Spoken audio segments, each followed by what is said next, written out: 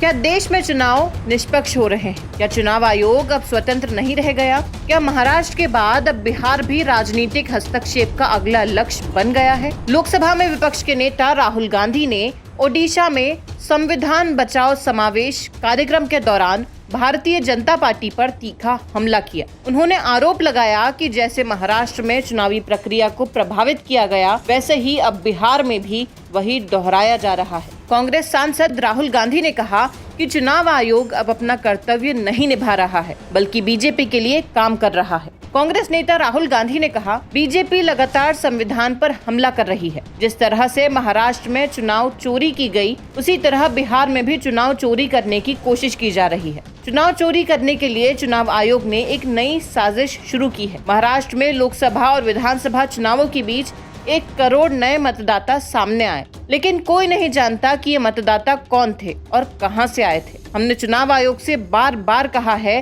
कि हमें voter list दीजिए, हमें वीडियो दीजिए, लेकिन चुनाव आयोग ये नहीं दे रहा है। ये लोग बिहार का चुनाव भी चुराना चाहते हैं, लेकिन हम ऐसा कभी नहीं होने देंगे।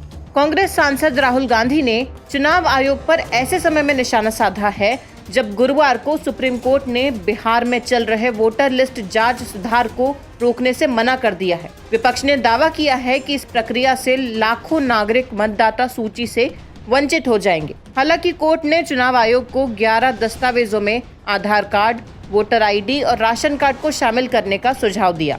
कांग्रेस नेता राहुल गांधी ने कहा, ओडिशा बीजेपी का मॉडल है।